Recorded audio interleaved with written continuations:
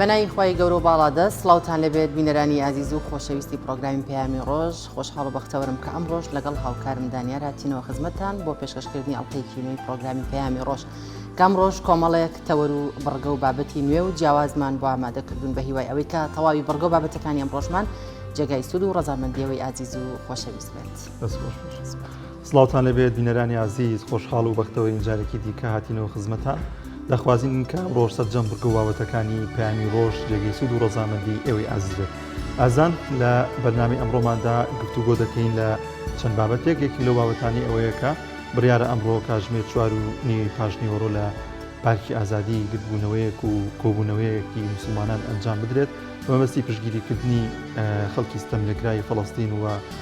ڕووگەی قیبلەی یەکەمی موسڵمانان قودس و مزگەوتی ئەقسا کە گرنگێکی زۆری هەیە لە ئاینی پیرۆزی ئیسلامدا. ئێمە گفتوگۆ دەکەین کە تا چەند گرنگە موسڵمانان پشتگیری برا موسڵمانەکانیان بن و قودس و مزگەوتی ئەقسا تا چەند گرنگێکی ئەوەی هەیە کە موسڵمانان بە هەموو شێوازێک پشتگیری لێ بکەن و لەگەڵیشیدا تا چەند لەسەر موسڵمانان واجبەکە پشتگیری لە ستەملێکرا بکەن. لە بابەتێکی دیکەماندا باز لە کار و چالاکیەکانی دەستگای بەخشین دەکەین لە مانگی پیرۆزی ڕەمەزاندا. دەزانین کە دەستگای بەخشین لە پێش ڕەمەزان و لە کاتی ڕەمەزاندا زۆرترین چالاکی هەیە، بەڵام بە تایبەتی تر لە مانگی پیرۆزی ڕەمەزاندا چەندین چالاکی جۆراوجۆ و چەندین خێر و خێراتیان پێشکەش بە منداڵانی بێباوک و هەژاران و کەم دەرامەتان و کەم ئەندامان کردووە. زانین ئامارەکان چین وە تا چەند هاوڵاتیان و خەڵکی خێرخواز هاوکاریان بوو لە پێشکەشکردنی ئەو هاوکاری و خێرخوازانی کە پێشکەش بە هەژاران و کەم دەرامەتانیان دەکەن. لە بابەتێکی دیکەماندا باز لە ئەزمموی ڕاهێنەرێک دەکەین لە یاری پاسکەدا بزانین چۆن باز لە وێزگەکانی ژیانی خۆی دەگات و لەگەڵیشیدا کۆمەڵەیەک زانیاری و بابەتی دیکەمان دەبێت کە بەدڵی ئێوەی ئازیز دەبێت. دەستخۆش بەڵازیان سەرتاش دەچینە لای ڕەوشی کەشی هەوای سەرجەم شار و شارۆچەکانی هەرێمی کوردستان. فەرموون با پێکەوە بینەر.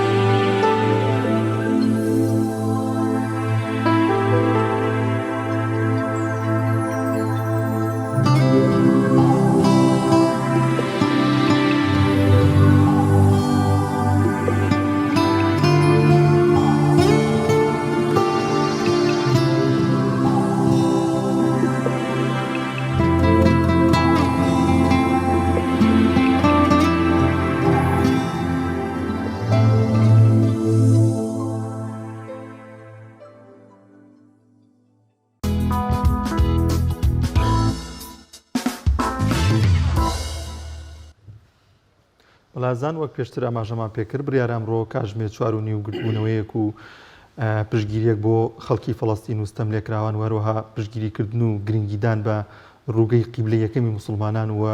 مزگەوتی ئەقسا ئەنجام بدرێت لە شاری سلێمانی. ئێمە لەم تەوەرێماندا باز لە گرنگی و ئەهمیەتی مزگەوتی ئەقسا و قودس دەکەین لەلایەن موسڵمانان بزانین تا چەند واجبە ئێمە لە دڵ و بەگیان پشتگیریمان هەبێ بۆ مزگەوتی ئەقسا و قودس و هەروەها تا چەند گرنگە و واجبە لەسەرمان پشتگیری لە کەسانی ستەملێکرا بکەین. گفتوگۆ دەکەین لەو بارەوە لەگەڵ مامۆستا شاخەواسیان مەنسووری ئەندامی لیژنەی ئامادەکاری گرتبوونەوەی پشتیوانی لە ڕووگەی یەکەمی موسڵمان. مامۆستا زۆر بەخێر بێت. مامۆستا ئەگەر سەرەتا باز لە گرنگی و ئەهمیەتی مزگەوتی ئەقسا بکەین لە ئاینی پیرۆزی ئیسلامدا تا چەند موسڵمانان گرنگە کە بەدڵ خۆشەویستیان هەبێ بۆ مزگەوتە. بسم الله الرحمن الرحيم الحمد لله والصلاة والسلام على خير خلق الله محمد وآله ومن والاه. سپاسانە کەم بۆم دەرفەتە دیارە مزگەوتی ئەقسا دووەم مزگەوتەکە لەسەر ئەرزدا دروست کراوە لە دوای کەعبە کە 6 ساڵی بین بووە یەکێک لە پێغەمبەرانی خوای پەروەردگار دروستی کردووە و گرنگیەکی گەورەی هەیە لە ژیانی ئینسانی مسلماندا بۆ چونکە هەم قودس بۆ خۆی خوای پەروەردگار بە شوێنێک باسیەکە کە بارەکنا حەولەه ینی خوای تەعالا بەرەکەتی هاویشتۆتە ئەوێ و هەروەها پێغەمبەری خوا صلی الله عليه وسلم فەرموویەتی کە پرسیاران لێ کردو دەربارەی قودس فەرموویەتی ئەرض المەحشەر والمەنشەر ینی شوێنی کۆبوونەوەی ئینسانەکانە لە قیامەتدا شوێنی حەشر و نەشرە و ئەوەندە شوێنێکی گەورەی پێغەمبەر موسا داوای لە خوا کردووە کە خوای پەروەردگار ئەگەر ڕۆحی دەرکات لەوێ ڕۆحی دەرکات هەن لێ وفات بکات ئەمە لەگەڵ ئەوەشدا شوێنی کۆبوونەوەی پێغەمبەرانە عەلەیهیمو الصەلاة والسەلام ینی کۆتا جار کە پێغەمبەری خوا صلی الله عليه وسلم ئیسرا و میعراجەکە بەرزەبێتەوە بۆ ئاسمان خوای پەروەردگار پێغەمبەران هەمووی کۆکاتەوە چۆنەوە خوای پەروەردگار بۆ خۆی ئەزانێ بەڵام لەوێ هەموو پێغەمبەران کۆبنەوە پێغەمبەری خوا صلی الله عليه وسلم پێشنوژیان بۆکە هیچ پێغەمبەرە پێشی ناکەوێت دوو جار پێغەمبەری خوا پێشنوژی بۆ پێغەمبەران کردووە لە بەیت المەقدیسدا کە ئەمەش بەڕاستی بەڵگەی گەورەی ئەو شوێنەیە و هەروەها نوێژکردن لێ فەزڵێکی زۆر گەورەی هەیە تەنانەت پێغەمبەری خوا فەرمێ صلی الله عليه وسلم کاتی پێغەمبەر سولەیمان بەیت المەقدیسی دروست کردووە سێ داوای لە خوای پەروەردگار کردووە یەکێک لە داواکانی فەرموویەتی هەر کەسێک لەم شوێنەدا نوێژی کرد خوای پەروەردگار وەکو ئەو ڕۆژەی لێ بکات کە لەدایکە بێ ینی لە تاوان پاک بێتەوە پێغەمبەری خوا صلی الله عليه وسلم فەرمێ ئومێد دەکەم خوای تەعالا و پاداشتە بدات هەر ئینسانێک لەوێ نوێژەکە بۆیە ئەمە لە ڕووی قورئانەوە کە قورئانیش أرزم كردي أماجي بيكدو سبحان الذي أسرى بعبده ليلا من المسجد الحرام إلى المسجد الأقصى يعني ربتي كردو بيكوا مزقوتي كعبة ومسجد الأقصى ربتي كردو بيكوا أما براستي فضلوا بلوبايكي زور قوري بو مزقوتة بيروزا چونك چون پیغمبری خوا لە کعبە پێشنوێژی کردو چۆن لە مزگەوتی خوای پێشنوێژی کردو ئەوش لە بەیت المەقدیس پێشنوێژی کردو بەڵام دیارە ئەم فەزڵ و ئەم گەورەیانە هەر هەمووی ناگاتە ژیانی ئینسانێک تاکێکی ئینسان کە زوڵمی لێکرێت کە ئاکوژرێت کە ئەمڕۆ بەداخەوە ئەو هەموو ستەم و زوڵمە لەوێ ئەبیندرێ ئێمە زوڵم و ستەمەکە کە لە ئینسانەکرێت لە بەردوودا گرنگترە لامان بەڵام بەیت المەقدیس بۆ خۆی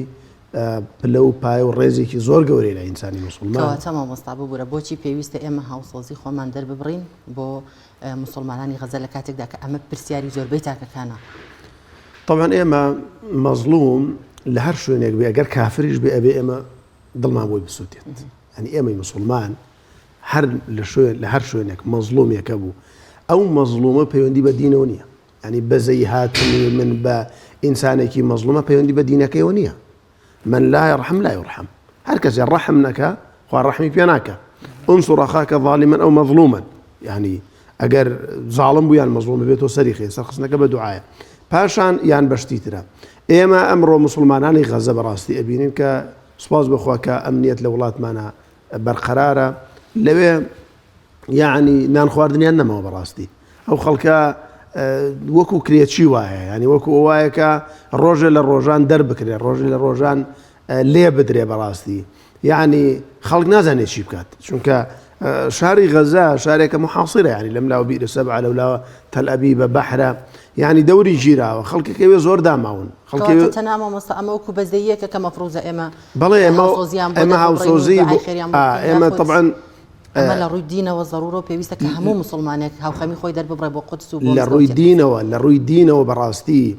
گرنگە ئینسانی بڕوادار ئەوەندە بە سۆز و بەڕەحم بێ هەر کەسێک لە هەر شوێنێکدا زوڵمی لێکرا بغض النظر عن دینه دینەکەی هەرچی بوو کێشەمان نییە ئینسانە بێ بەزەی پیا بێتەوە ئینسانە بێ هەوڵدا سەری خا بەڕاستی بۆیە کاتێک کە مسلمان بوو ئەولاترە ئێمە بەزەیمان پیا بێتەوە ئەولاترە ئێمە دوعایان بکەین بە تایبەتی لە ڕۆژگارێکی وەک ئەمڕۆیە کە بەڕاستی زایۆنی جیهانی کە یەهودیش بۆ خۆی ڕازی نییە بەوە هەر لە زەمەنی عەبدولمەلیکی کوڕی مەڕوانەوە کە بەیت المەقدیسی بەو شێوازە دروست کردووە لەو کاتەوە بە ناوی هەیکەلی سولەیمانەوە بە هەر شێوەیە کە پیان کراوە زوڵمان لە مسلمان کردووە هەموو هەدەفەکەشان ڕووخاندنی بەیت المەقدیسە چونکە یەهود پێیان وایە ئەو قوبە سەخرا ئەوە هەیکەلی سولەیمانە ئەبێ ئەمە بڕوخێ ئەمەی عەبدولمەلیکی کوڕی مەڕوان دروستی کردووە ئەمەی مسلمانان دروستیان کردووە بێ بڕوخێ بەڵکو ئەبێ هەیکەلی سولەیمان ئەو شێوازەی کە سولەیمان پێیان وایە دروستی کردووە لەوێدایە ئەبێ دووبارە ئەمان دروستی بکەنەوە ئەو کاتە یەهود سەرەکەی بەسەر عالەمدا یعنی هەدەفەکە ڕوخاندنی بەیت المەقدیسە ئەوە بە بۆنەی بەیت المەقدیسەوە تەبەن زوڵم لە تەواوی ناوچەی فەڵەستین نەکرێ بەڕاستی ئەمڕۆ داگیانی کابرا تۆ دراوسێتە بەیانی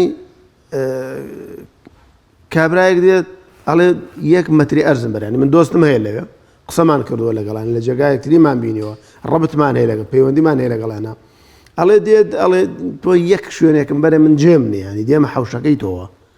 کابرای یەهودا خرمە زۆر سەیرە دێت شوێنی مەترێک داواکات وردەورداوی کاتە 2 مەتر وات لێکات دەرتەکە لە خانۆکە حکوومەتیش پشتگیریەکات ئەرز و زەرعات داگیریەکە بەڕاستی یعنی ئەمە کارەسات ئەمە ڕۆژانە دووبارا بێتەوە بۆیە من بە پێویستی ئەزانم بەڕاستی و هەر ئینسانێکی مسلمان ئەگەر دڵی بە مەسجد الأقصا نەسووتێ ئەگەر دڵی بە مەزلوم نەسووتێ بە تایبەتی کەسە بابەتەکەمان لەسەر فەڵەستینە ئەبێ ئەو ئینسانە بە ئیمانی خۆیان بچێتەوە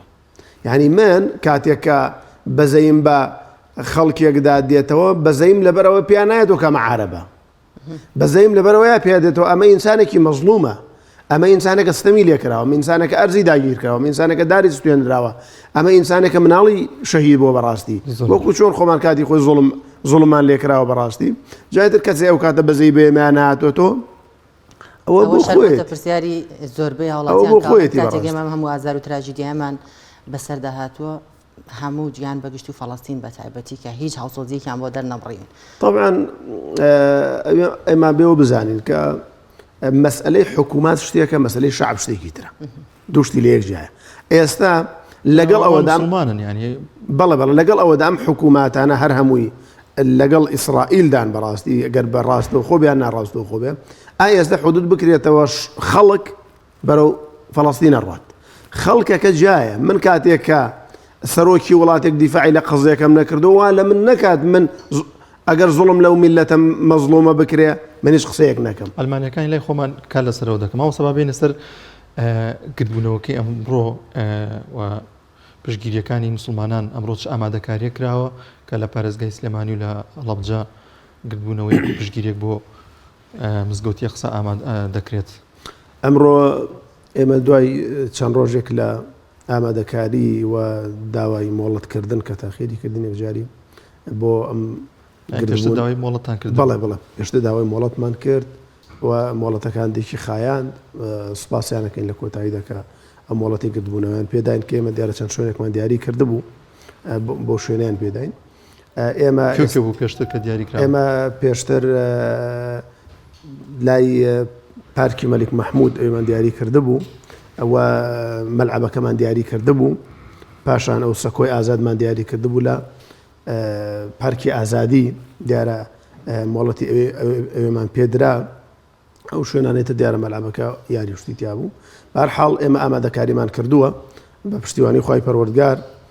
ئومێدەکەن ئەمڕۆ مسلمانان لە هەر شوێنێکەوە هەن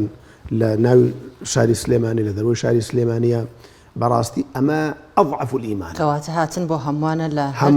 بۆ برایانە بۆ خوشکانە بۆ منداڵانە شوێنی کە دیاری کراوە بۆ لەو سێ شوێنی کە دیاریتان کرد و داواتان کردو و شوێنە بچووک نییە بۆ گرتبوونەوەی ئەو شوێنە هاتن بۆ هەمووانە ئەو شوێنە پێمان وایە بچووکە بەڵامی تر ئەگەر بەڕاستی تۆ هیچ دەست نەکەوێ مەجبوری بە شوێنێکی کەمی ڕازی بیت ئێمە ئەو شوێنە هەر باشە ینی لە هیچ باشترە ماوەسە بۆ لە یاریگاکەن ئەنجام نەدرانی یاریگاکە قەدەری خۆ ئەمڕۆ کە شوێنی کۆبوونەوەکەمێ یاریتیایە پێشتر مۆعیدی بۆ دانراوە نەتانەتوانیەوە ئەو بڕیاری خۆتان جا ئێمەش بەڕاستی مانوس ئەمڕۆ بیکەین من داواکارم لە مسلمانان لە برایان و لە خوشکانم لە ناوەی شاری سلێمانی لە دەرەوەی شاری سلێمانی ئەمڕۆ بەڕاستی یعنی بچووکترین هەڵوێستە کە تۆ دەیتە ئەوێ دیفاعێک لە مەزلومیەکەکەی دیفاعی لە ماڵێک لە ماڵەکانی خوای پەروەردگارەکەی تەشریف بێنن برایان و خوشکان ینی مامۆستا لە هەولێر لە هەڵەبجە لە ڕانیە هەمووی لە سلێمانی تەنها ئەو کار و چالاکیان ئەنجام دەدرێت یاخود دیارە لە هەڵەبجەش ئەنجام دەدرێت هەر ئەمڕۆ لە هەڵەبجەش ئەنجام دەدرێت موعیدەکەی بزەبت نازانم کەیە بەڵام ئەوەی ئێمە لە سلێمانی ئەمڕۆ لە سەعات 4 و ئینشاءڵڵا ئیتر دەست لە دوای نوێژی عەسرەوە دەست پێکات بزەبت لە 4 و نیمە دەست پێکەین ئینشاءڵڵا چەند ماڵ و دەوروبەری سلێمانی هیچ پاسێک شتێک ئامادە نەکراوە گەر کەسانێک بیانێ بێنە پارێزگای سلێمانی و بەشدار بێت قسە کراوە قسە کراوە کەسێک کە بێت بەرنامەمان بۆ داناوە یعنی ئەو لیژنەیەکی ترکە ئیش و کاری مەسئلەی داعوەتنامە و دیارە ئێمە هەموو کەسایەتەکانمان داعوت کردووە و هەموو لایەنەکانمان داعوت کردووە هەموو ڕێکخراوەکانمان داعوت کردووە کەسایەتی ئیسلامی و غیری ئیسلامی کۆنسڵی فەڵەستینیشتان داوت کردوون وڵایەتی فەڵەستین کۆنسڵی فەڵەستین لێرە نیە لە سلێمانی لە هەولێرە کاتە لە هەولێریش دەکرێت ئەگەر لە هەولێر بکرێ ئیجازەی پێ بدرێ بەڵێ ئەو کاتە داوەتەکرێت چووکە زۆر بۆ قەزەی ئەوانە مامۆستا دەبینی بەڵام کەناڵەکانی ڕاگەیاندن بەعام کەناڵی عارەبی و دۆلیەکان و ناوەش هەمووی داوت کرا ڕێخەرە ببوورە دانیار ڕێخەرانی ئەم گردبوونەوەیە تەنها زانایانی کۆمەڵی دادگەری ئیسلامیە یاخود لەگەڵ لایەنەکانی نا ئێمە دیارە ئەم گردبوونەوە ئەوەی کە پێی هەستاوین لەگەڵ زانایانی یەکگرتووی ئیسلامیدا پێی هەستاوین ئیش و کارەکانمان ڕێک خستووە چونکە ئێمە حەزمانە کرد بەڕاستی ئەم گردبوونەوە بە ناوی حیزبێکەوە نەبووایە بەڵام نەش ئەتواندرا تۆ بە ناوی بەشێک لە زانایانەوە ئەیکەی ناو نابەی لەو لاوەکێتی زانایان بۆ خۆی مۆزوع ناکات و ئەڵە تۆ چۆن بەناو منەوە مشتت کردو بۆیە ئێمە مەجبور بووین لە کۆتا زانایان بەشدار نییە لەگەڵتانە ئێمە داوەتمان کردوون داوەتمان کردوون وەکو داوات بەڵام ئەوان بەداخەوە وەکو بابەتەکانی کە ئەبووهای ئەوان ئەمەیان بکردا بۆ ئێمە ئەمەمان نەکردای بەڕاستی دیارە پێڵ نەساون ئێمە لە کۆتاییدا ئەم خیارەمان هەڵبژاردووە کە وەکو ئەم دوو حیزبە بچینە ژێرباری ئەم کۆبوونەوە و دەربڕینی ئەم ناڕەزاییە چونکە بەڕاستی ئێمەش لەگەڵ شعبی فەڵەستینە یعنی وەکو یەک مەزلومین بەڕاستی وەکو یەک زوڵممان لێکرێ ئەو لەلایەن زایێنەوە زوڵمی لێکرێ ئێمەش لەلایەن بەناو موسڵمانەوە لە عێراق و لە وڵاتانی ترۆ بەڕاستی زوڵممان لێکرێ بۆیە ئێمە ئەوەمان کردووە بە ئومێدیەوەین کە مسلمانان بێن چونکە یەک شیعاری حیزبیتیانە ئێمەشتی حیزبی لێ باس ناکەین و خەڵکی حیزبی خەڵکی دیاری حیزبی وتاری نییە غیری چالاکیەکانتان چین ئەمە غیری مامۆستایانی ئاینی طبعاً وتاری مامۆستایانی ئاینی تایە بە زبانی کوردی و بە زبانی عەرەبی سرودی تایە پەخشان و شعری تێدایە ئەوەی کە ئیتیفاقمان کردووە لەسەری کۆمەڵێ دیارە شعری دوو بەڕە شعرە خوێندنەوە لەوێ ئەوەی ینی سەعاتێک کەمتر ئەخایەنێک کۆبوونەوەکەی مامۆستا دەمێ باس لەوە بکەین کە ئێستا دەبین لە میدیای کوردیدا زۆر هەوڵی ئەوە دەدەن کە ساردبوونەوەی بۆ مسلمانان پیشاندن بۆ منە کورتە ڤیددیۆیەکی هاوڵاتێکی فەڵەستینیان بڵاو کردوەوە کە ئێمە کورد ناناسین و وەکو جایەتی کوردبووی کە هەست و سۆزی ئێمەوا لێ بکرێت کە ئەوانەوە تا جایەتیمانەکەن ئێمە ناسن چی پێویستەکە ئەمە پشگیری بۆ مزگەوتی ئەقسا بکەین یان پشگیری لە خەڵکی ستەم لێکراوی ئەوێ بکەین پەیامت چی بوو ئەو بابەتە ئێمە کاتی خۆی کانفال کراین کەسانێک ئەیانوت کورد مسلمان نییە بۆ چونکە دوو کەس بە ناوی هەموو کوردەوە قسەیان کردبوو باسی بێدینیان کردبوو کاتە باسیێوان کردبوو کە دین مشکلی خەڵک نییە دین تلیاکی خەڵکە لە کورداوایان وتبوو ئایا ئەو کاتە ئەو ئینسانانە وتەبێژی کورد بوون دوو کەس بوون نەماون تەواو کۆتایی پێهاتووە ئەمە شەروایە بەڕێزان تۆ بتەوێ نەتەوێ لە وڵاتێکدا کەسێکی تیانە بێ کە فیتنە بنێتەوە کە عامیل بێ بەڕاستی کە قسەیەک بکات بۆ ساردبوونی مسلمانان تیای بێ بەڕاستی بەتایبەتی فەڵەستینیش کە ئیسرائیل دیارە دەستی بەسەر زۆربەیە گردووە غەیری غەزە نەبێ بۆیە ئەمانە با ئێمە سارد نەکاتەوە ئێمە واجبێکمان لەسەرە کە دیفاعکردن لە بەیت المەقدیسە و دیفاعکردن لە مەزلومانی غەزە و هەموو شوێنەکانی ترە کاتێک کە ئێمە دیفاع لەوان ئەەکەین ئەوان ئەمان ناسن یان نامان ناسن ئێمە واجبێکە بۆ قیامەتی خۆمان ئەیکەین واجبێکی خۆمانمان جێبەجێ کردووە خۆ ئێمە کاتی خۆی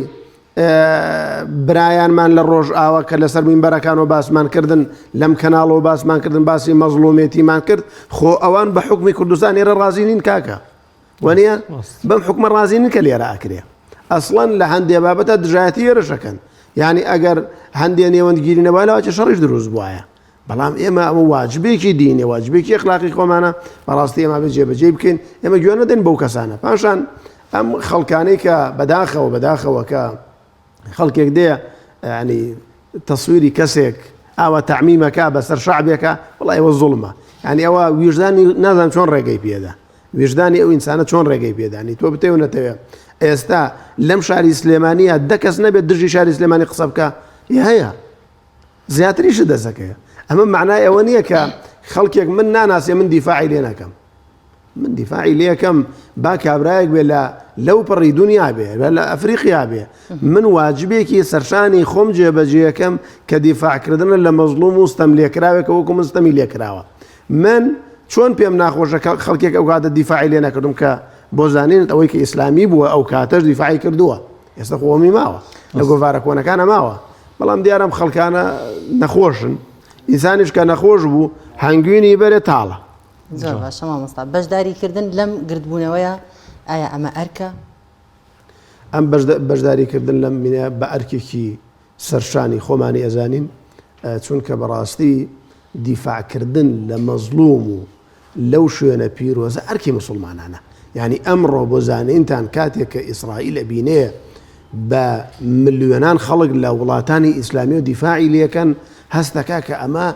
قودس لە دڵی هایەتی ئەمەی کە لەسەرەوە ڕئیس و ڕۆئەساڵێن کاکە ئێمە لەگەڵتێن پێشکەشت بێ ئەم خەڵکە ئەوە ناکە ئەم خەڵکاوە قبول ناکە و ئەگەر ئەمەش نەبێ بەڕاستی ئەو کاتە بێخاوە نەبێ ئەو شوێنە زۆر باش یعنی وەکو بێخاون کابرات تەماشایەکە دەستی بەسەراگرێ ئێمە وەکو پێمان ناکرێت بە شێوازێکی تر دیفاعی لێ بکەین باوڵێن بەڕاستی هەر بە دەنگ بەرزەوەکردنێک بێ هەرم بە گردبوونەوەیەک بێ بەڕاستی ناڕزای خۆمان دەرون بۆیە من بەواجبێکی شەرعی ئەزانم بەواجبێکی شەرعی ئەزانم دەربڕینی ناڕزایی دژی ئەو زوڵم و ستەمەی ئیسرائیل ئەیکا لە فەڵەستین جا ئینسان لە ماڵی خۆیدا ناڕزایەکە دەرە بڕێ دێتە سەر شەقام دەرێ بڕێ بە نووسینێک دەرێ بڕێ بە مقابلەیەکی تەلەڤیزۆنی دەرێ بڕێ گرنگ ئەوەی ئینسان ناڕزایی دەرێ بڕێ ئەوستا سەبارەت بە گردبوونەوەکە لەوێ ئێستا لەوانەیە زۆرێک لە وڵاتیان بی لەوە بکەنەوە کە پارکی ئازادی ئەو شوێنە بچووک بێت ینی بەژمارە لاتانە کە شوێنی چەند کەس دەبێتەوە کە ینی چاڕێ دەکرێت کەسانێکی زۆر بەشدار بن لەو مەراسیمەدا طبعا پارکی ئازادی بخۆی شوێنێکی گەورەیە بەڵام سەکۆکە بچووکە سەکۆکە بچووکە کەواتە ئێوە ببوورە مامۆستا قسەکەت پێ بڕم لە هەر شوێنێکی پارکی ئازادیا بێ مۆڵەتان پێدراوە یاخود تەنها لەو سەکۆیە مۆڵەتمان پێدراوە زۆر باشە مۆڵەتمان پێدراوە دیارە لایەنی فەنی دەنگیش وە دانراوەکە لە هەر شوێنێکە دانیشتن ئەگەر دوورش بن لە سەکۆکۆری جوان لێوین ئینشاءالله چونکە باس لەوە کرد کە ئەوە هیچ هاتن بۆ هەمووانە و زۆربەی کەناڵە عەلامی بەڵێ هاتن بۆ هەمووانەوە دیارە لە هەر هات و ڕێژێکی زۆری هاوڵاتیان بەشداریان کرد و شوێنەکە بچووک بۆ ڕێگە چارەیەوە چیە جێبێتەوە بەدڵنیایە جێبێتەوە ئینشاءالله جێبێتەوەوە طبعا لە هەر دەرگایەکی پارکی ئازادی شۆ دێنە ژوورەوە لە ناوەڕاستی پارکی ئازادیدایە یعنی ئەگەر لە دەرگای سەرەوە بێن لە دەرگای خوارەوە بێن لە هەر دەرگایەکەوە بێن هەر ئاسایی ینی بە مسلمانانەوە هەمانگیتان هەیە لەگەڵ ئەوەی هەڵەبجە کە دەکرێت نە ئەوان سەر بەود و دەستگای مەکتەبی ئەوان شتێکی تایبەتەکەن بە شاری هەڵەبجە ئەمە شتێکی تایبەتمان کردو بم ئەوەی هەڵەبجەش هەر زانایانی کۆمەڵی دادگەری ئیسلامی هەستاون ئەوەی هەڵەبجە دیار هەموو لایەک بەشداری تێداکات هەم زانایانی کۆمەڵی دادگەری و هەم زانایانی تریش مامۆستایانی ئاینی خەتیبانی هەڵەبجە هەموو لایەک بەشداریەکە ماوەستا تا چەند گرنگە ینی موسڵمانان ئێستا لەوانەیە کەسانێک بن یەکگرتووی ئیسلامی یاخود کۆمەڵی دادگەریان خۆش نوێ بەڵام تا چەند گرنگە ئەمە وەلاوە بێن پشتگیری ئەم مۆزوع بکەن پشتگیری بابەتە بکەن یعنی ئەمە شتێکە پەیوەندی نییە بەم دوو حیزبەوە پەیوەندی بە هەموو مسلمانانەوە هەیە طبعا ئەمە مەسەلەی قودس دیفاعکردن لە قودس واجبی سەرشانی کۆمەڵی دادگەری و یەکگرتووی ئیسلامی نییە بەڕاستی و ئەمە شتێکە بۆ قیامەتی خۆمانێکین هەر کەسێک لێمە و ئەرزمکردن هۆکاری ئەمەی کە ئێمە بەم شێوازە کردمان چۆن ئەڵێ شتێکی تر نەبوو ئەنی ئێمە تەمەنامانە کرد یەکێتی زانان بە ماڵ سایە تەمەنا ئەکەین لە دوا ڕۆژیشدا هەر شتێکی واتە پێشەوە یەکێتی زانایان سەرمەشق بە ئێمەش وەکو ئەندامی یەکێتی زانایان لە پێشەوە بین بەڵام کە ئەو نەیکە لە وڵاتشدا معلومی جەنابتانە هەر شتێک لایەنێک ڕێکخراوێت نەچێتە ژێرباری بەڕاستی ئیجازەی پێ نادرێ و تەنانەت ئەو لە ئیعلامی شۆیشی بۆ ناکرێەوە نییە بۆیە ئەمە ئێمە ناچار بووینە کە دیارە شانازی پێواکەین بەڕاستی شانازی پێواکەین کە ئێمە ئاڵای دیفاعکردن لە مەزلوم و وە لە بەیت المەقدیس هەڵگرین ئەوە جێی شانازیە بۆ ئێمە بەڵام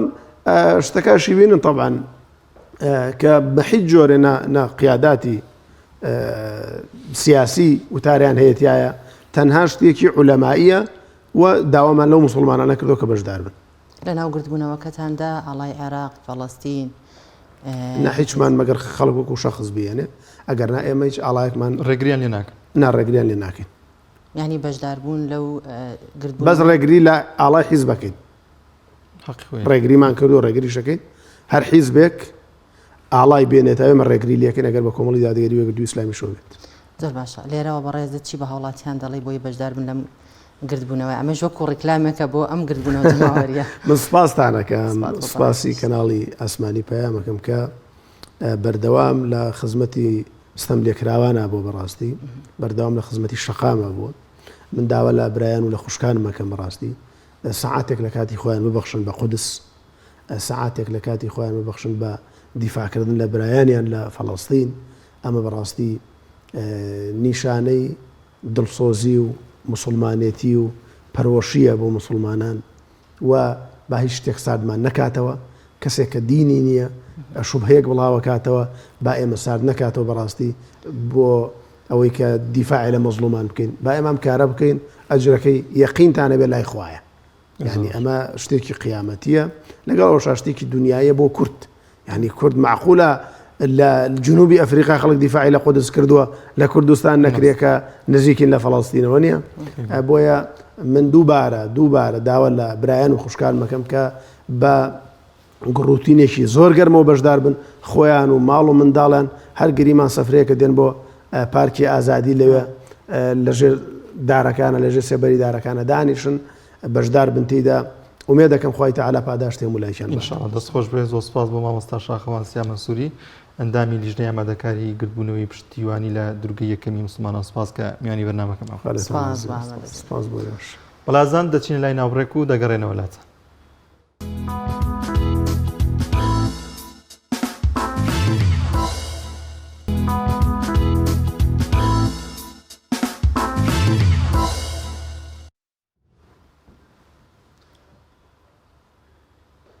بەڵەبەرەزان دەچینە بڕگەی پەیامنێران و بۆ وەرگرتنی هەواڵ و زانیاری سەرجەم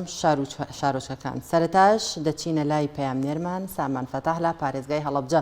سامان سڵاوی خوای گەورەت لێبێ و ئەم کاتت باش گرنگترین زانیاری و کار و چالاکیەکانی ئەمڕۆی پارێزگای هەڵەبجە چین فەرموو بۆمان بخەیتە ڕوو بەڵێ سڵاتان لە بێشەیدا دیارە بڕیارە کاتژمێردا مەڵبەندیەکی بزوتنەوەی ئیسلامی سەردانی مەڵبەندی یەکی کۆمەڵی دادگەری کوردستان بکەن بە مەبەستی پیرۆزباوی دەست بەکاربوونی بەرپرسی نوێی مەڵبەندی کۆمەڵ دیارە کەمێکی تر بڕیارەکە شاندی مەڵبەندێکی بزوتنەوە سەردانی مەڵبەندێکی کۆمەڵی دادگەری بکەن بەستی و تاوتۆکردنی و گۆڕانکارانی لە پاش کۆنگرەی کۆمەڵی ئیسلامی هاتوونەتە کۆمەڵی دادگەری ببوورە هاتوونەتە کایەوە بڕیار ئەمڕۆ کاتژمێر 4:30 بۆ گاوسۆزیەک بۆ فەڵەستین و کەرتی غەزە لە چوارچەوەی ئەو بردومان و داگیرکارانی کە ئیسرائیل ئەنجامی دەدات بۆ سەر قودس و بۆ سەرکەرتی غەزە بڕیارە زانایانی ئاینی کاتژمێر 4:30 و جەماوەری هەڵەبجە گردبوونەوەیکی یاوسۆزی ساز بکەن و ئەو هێرشانی ئیسرائیل بۆ سەر کەرتی غەزە و بۆ سەر قودس ئیدانە بکەن من ئێستا چەند خولێکێک لەگەڵ مامۆستا شێخ ئیبراهیم قسە ئەکەم دەربارەی وەکو ڕێخەری گردبوونەوە کە مامۆستا شێخ ئیبراهیم خەڵکێک گەڵێ بۆچی ئەمە بۆ نمونە بەرگری لە قودس لە غەزە لەم بابەتانە بکەن کێشەی ئێمە نییە بەفیعلی کێشەی قودس کێشەی غەزە کێشەی مسلمانان نییە بەنای خۆی گەورم ێرەبان سڵای خۆی پەروەردگار لەسەر جەم مسلمانان داواکەم لە ڕەب العالەمین کە نەسرەت و مەدەدی خۆی زیاتر بنێرێ بۆ سەرجە مسلمانان لە هەر کوێن بە تایبەتی مسلمانانمان لە قودس و لە کەرتی غەزە دیارە بەڕاستی ئێمە ئەمڕۆ لە پایتەختی خواناسانەوە لە هەڵەبجەی شاری ئیسلام دۆستانەوە دەمانەوێت بەڕاستی ئەضعف الئیمان کەمترین هەڵوێستی خۆمان دەرببڕین سەبارەت بە ئەو زوڵم و ستەمەی کە دەکرێت لە قودسی قیبلەی یەکەمی مسلمانان ئەگەر بپرسن بۆ ئەمە دەکەین ئێمە لە ڕوانگەی قورئانەوە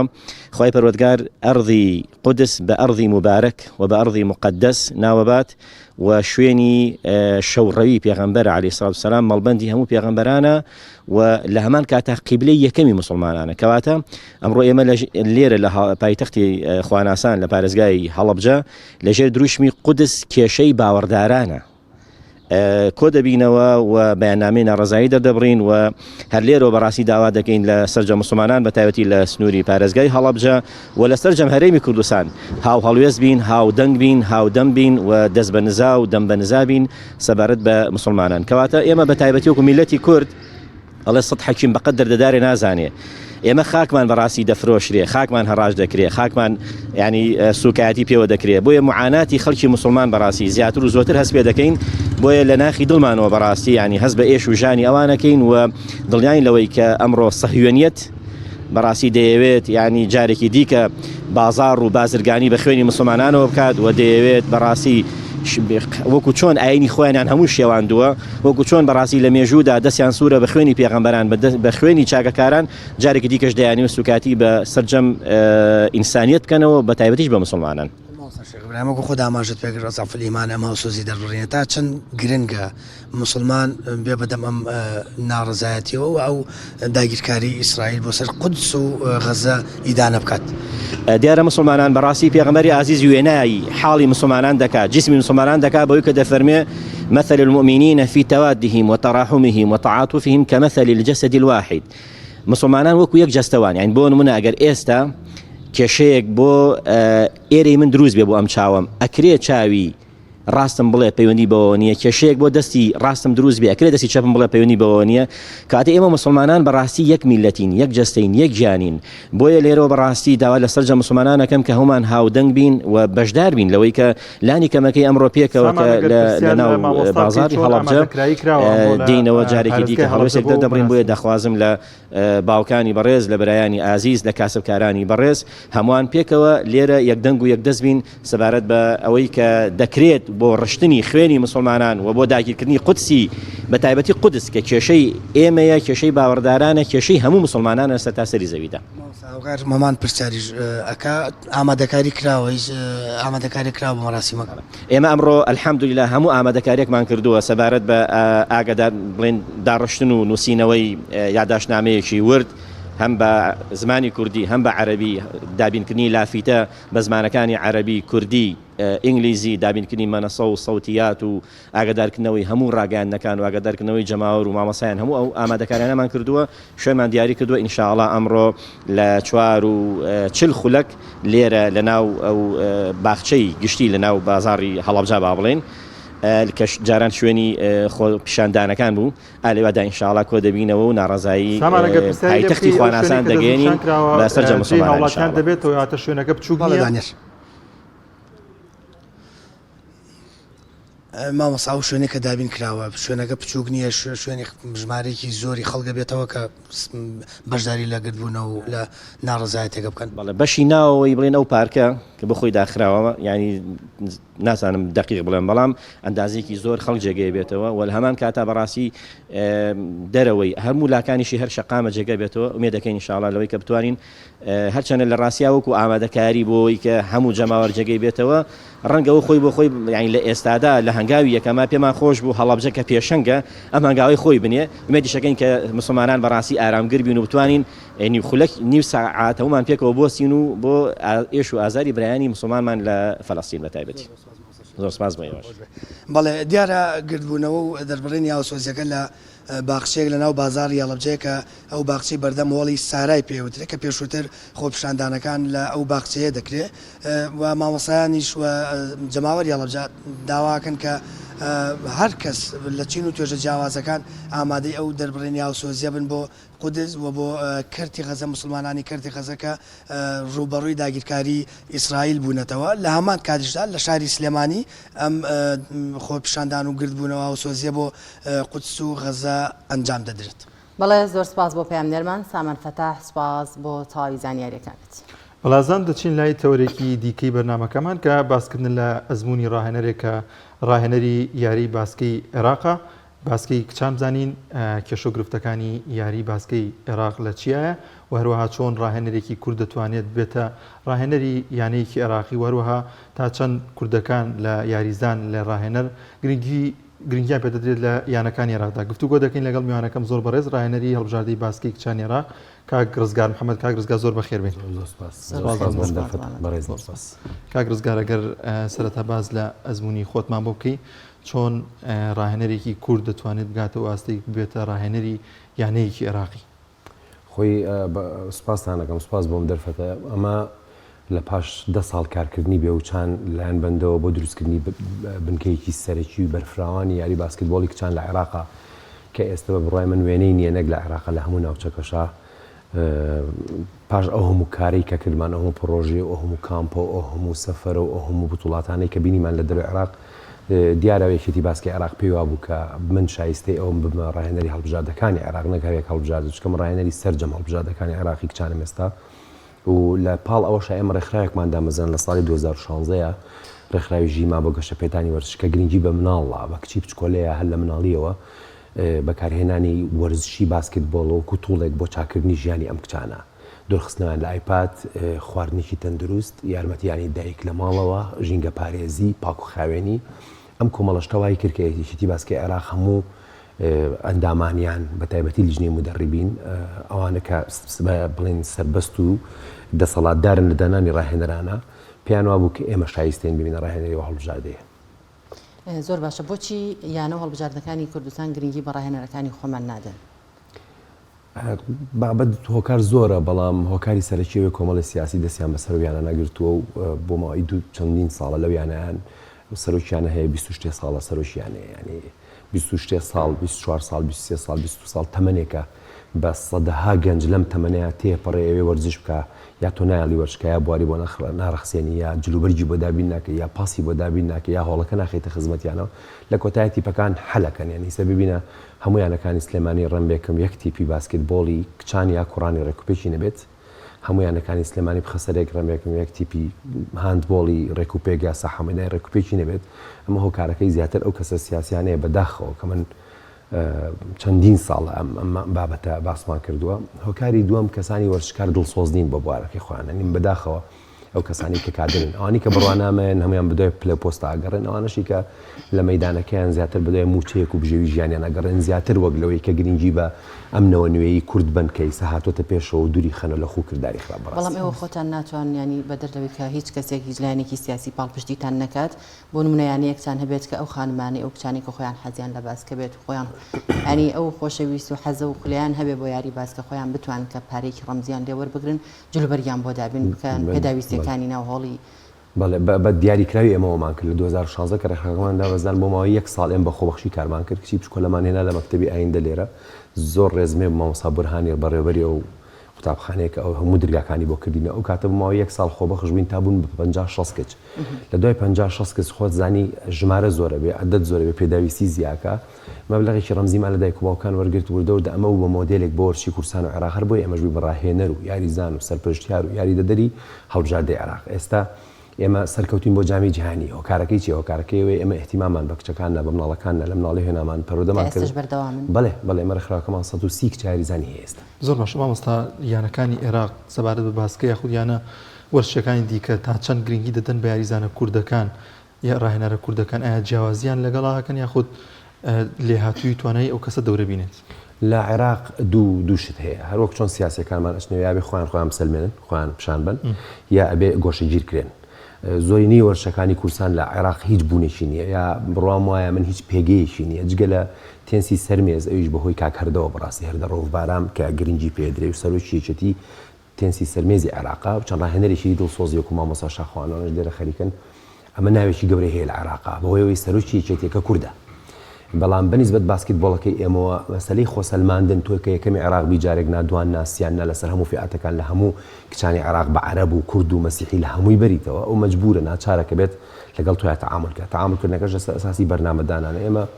لەگەڵ یەکێتی باسکی عێراق ئیتفاقێکمان کردووە، میساقێکی ئەخلاقیمان بەستووە کە ئەم میساقە ئەخلاقیە لەلایەن هەردوو لاوە لەسەر بە ئەساسی ڕازگۆیی و دڵسۆزی و متمانە بێ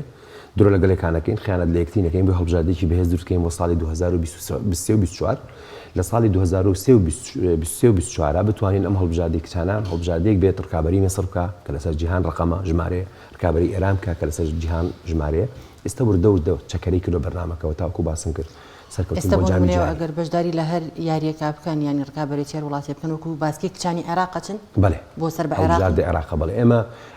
دوو بەشمان هەیە بەشێکمان ڕێکخراوەکەیە کە ئامی کچەکان وەرەگەی هەموو کچێکە بێت قەڵۆ بێ زەعیف بێ گەور بێ پسکۆلە بێهێنین خێنە پۆلێنیانەکەیان جیاوازی چییە ئەمە لە باسکەیە کە کچێک قەڵۆ بێت و زەعیف بێت تۆ طبعاً بەرنامەی تایبەتی هەیە ئەو قەڵەوەکانە بێ دابەزێنێن سەرەتا وەزنیان دابەزێن ڕێک بکرێتەوە پچکۆلەکانە بێ لە بەرنامەی تایبەتی خۆیان هەیە گەورەکان بەرنامەی تایبەتیان تۆ بواری جەستەیی بەڕێزت سەفەرقیە لەگە کچێکی 7 ساڵ 8 ساڵ 10 ساڵە ئەبێ بەرنامەی تایبەت هەبێ دوای ئەمانە نوخبەکەیان بەهرەمەندەکانیان دەخرێنە فیوچەر تیمەکانە فیوچەر تیمەکان نوێنەرایەتی هەڵبژاردەی عێراقکان لە دەرەوە سە بە نمونە ئێمە 6 کچمان بر بۆ بەغا 13 ساڵ 3-14 ساڵی لەگەڵ 1-15 ساڵی سەرکەوتن بۆ جامی جیهانی لە تایلەند مانگی دا پێت وایە تا زەمەنی ئەو کچانە کەمتر بێت و وزە و توانایان باشتر بێت بۆ باسکە بە دنیایە قۆناغەکان قۆناغی فێربوون مرحلەی تعلم و ئیتقان و تەثبیت ئەو مناڵە کەیەت فێرە بێ هەتا زوو فێر بێ زیاتر تەثبیتە بەکو مەلەوانی ئەگەر لە مناڵی و مەلەوانی بکەی یا پاسکی لێخوڕی یا سایە لێخوڕی سیاقەت زۆ باشترە بێ بە هەمان شێوە باسکتبۆڵ مامۆستا ببینە سەر ئەزمموی خۆت لە هەرێمی کوردستاندا هۆکاری وازێنانە لە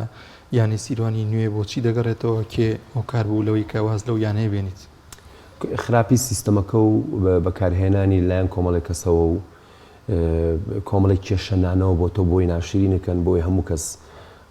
بەداخەوە بۆی هەموو کەس بڵێمە جێرە شێوێنە و فەوزانێتەوە و لە کاتێک ئێمە فەوزامان نەی شتێک شەڕیشمانە کرد لەسەر مافی و یاریکەران لە بەغا لە کوردستان لە هەولێر لە سلێمانی هەر ئەوەی ئێستا ئیکەم هەر لەوێ هەرامان شتمە کرد و هەر هەمان مرۆڤ و هەمان کەس بەڵام بەداخەوە کەسانێک وەکو باسم کرد خەڵکانێکی سیاسی کە من ڕێزمەیە بۆیان منی شخصیم لەگەڵ کەسانیە بەڵام هاتوون خۆی سیستمەکە چەند خراپە ئەوان دووە لە خراپیان کردووە جارێکە خۆی خراپە سیستمەکە و لە پەرلەمان و سیاسایەکی وەرزشمان نییە ئێمە لە حکومەتە هیچ پێگەیەکی وەرزشمان نییە ئێمە تەنانەت دوو ڕاوێژکاری معقولمان نییە ئەڵبەتە هەر ناوە ڕاوێژکارەکان اینجا ئەمان هاتوون زادە تەینی بلە وەکو عەرەبەڵێ هاتوون ئەوەی کە قوڕیان کردو بەسەر شتەکانە بە هەوای خۆیان بە زەوقی خۆیان بە هەوەسی خۆیان چیان بێ دایانن چیان بێ دەرێکن هۆکاری وازێنانی من ئەڵبەتە خێریشی پێوە بوو من سوپاسیانەکەم بەڕاستی من سوپاس سەرۆکیانی سیوانی نەکەم کە دەریکردی ئەو نەبوومان نابوو ئامانجت بەدەستیان ناوە تا چەند شانازی بۆ ئەنجامانەتەوە دەکەیت کە لۆیانەیە بەدەست دێناوە هەموو قۆناغێکی مرۆڤ خۆشی و تاڵی خۆی هەیە من ئەلبەتە لێ تاڵیم زۆر بینی ناخۆشیم زۆر بینی ینی دژایەتیکردن و ئانم زۆر بینی بەڵام لە عین کات پیا و هۆکار چی بوو کە دژایەتیانە کردی کە تۆ دەرئەکەوی تر بەداخەوە مجتەماعاتی شەرقی هەمووی وایە کە تۆ دەرەکەوی و بەهرەمەندە بیوزیەکەی بەرەو سەرۆڕی خەڵکی قاچەڵای چی لە هەرێمی کوردستانی شاگەر تۆزە حیزبیش نەبی تابێت لەگەڵەوەی دەسەڵاتە من بەڕاستی من ئەم ڕێکخراوە کە دامان مەزان دوورم خسۆ لە دوو شت لە دیانەت و لە حیزبایەتی ئەڵبەتە دیانەت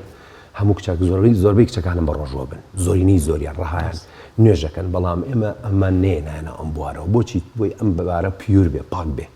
پاک بێ لە چی پاک بێ لە مەسائلی شیر خواردن ناخواردن میوە خواردن یارمەتیانی دایک دارناشتن نەمام ناشتن گوڵ ناشتن دەیان حەملەمان کردوێ بە لە شوێنە جیاوازەکان بۆ دارناشتن بەدەر لە یاری و بەڵێ پاکردنەوەی خۆڵ و خاشاک ئێمە و ئامانجەکە ئێمە ئەوە نییە کەسێک زیاتر نزیکەین لە خۆ ئامانجەکە ئێمەوەیە کەسێک زیاتر بکەین بە دایکێکی باش لە داهاتوو ئەم دایکە سبەینێ خێزانێک ئەگەر دەست پەروەردەیانەیە ئەگەر ئێستا بەهێز بێ لە داهاتوو بەدڵنیای خێزان ئەوساگەر کەمێک باسی پاڵاتنی هەڵبژاردننی یاری ئاسیا بکەیت ئەگەر ئەمە چۆن ئەنجام دەدرێت چۆن ئێوە کارتان بۆ کردو کە بگەنە جامی کۆتایی یاخود نزیک بنەوە لە جامی کۆتایی مانگی ڕابردوو بانکراین لەلایەن یەکێتی باسکی عێراقەوە لە ساڵی 2000 کۆتایی 20 پاڵانتێکی جیهانی هەیە پێوترێ پاڵانتی ئۆنلاینی تەحەدی مهارات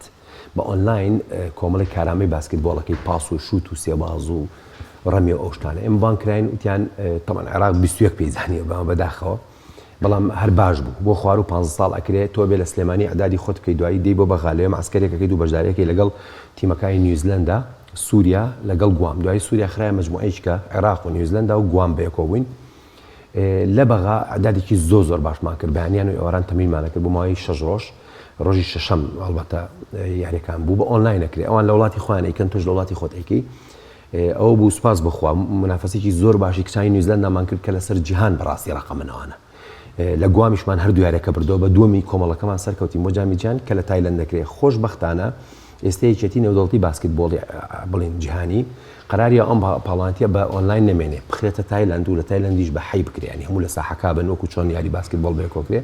بەڵام بە پاراستن بە خۆپاراستن لە بواری کۆرۆنای تەڵبەتە ماسکەکەی دوایی ماسکەکە لابەی دەست پێکەیتەوە ینی حەزڕێکی سەحیە کرێ بۆی پاڵانتێکە بەڕێکپێکی ڕاب تا ئێستا هەر بە ئۆنلاین بەشداریتان کردیا خۆت هەر ئیسیجابەتان بەڵێ تا پاڵانتێکە بەڵێ بە ئۆنلاین بوو ئێمە کچەکانمان بەڕاستی ئاستێکی زۆر ناوازیان پێشکەشکردی ینی هەر کەس یاریەکان ببینێ ئەزانێ کە ئەم کچانە داهاتێکی زۆر گەشت چاوەڕیانەکە هەمووی ئۆنلاین بۆکو بماسکری مانجیدا پشت بەخوای گەورە مانجێک پێش پاڵانتێکە ئێمە ئەعدادی خۆمان دەست پێکەینەوە و زۆر بەباشتریژە دەکەین چکە ئەگەر ئێمە بچینە کاسی عالم ئەشتە مەجموعەیەکی 32 وڵاتە شتە مەجموعەیەکی چواری لەوانێ ئەمریکا و بەرکەوێ لەوانێ بەرازیل بەرکەوانە ئەگەر بۆ خۆت زانی زۆر بێزن بەرتام پێ بڵێن ئەوەی کە بەڕێز ئاماژەت پێکرد ئەمریکا بێت ئەو وڵاتانی کە ئاماژەت پێکن ئێوە چه هاوکاریتانە کات کە بتانەوە بەشداری لەم پاڵاوانە بکەن خوای گەورە و یەکێتی باسکە کەمێک و خۆشمان ئەی حکوومەتی عێراقی هیچ حکوومەتێکی نە عێراقی نە هەرێم هیچ کاتە بەرپرسی لە خۆتان ڕابینن کە بتوانن ئەو توانایەتان تێدایە بە دڵنیایەوە من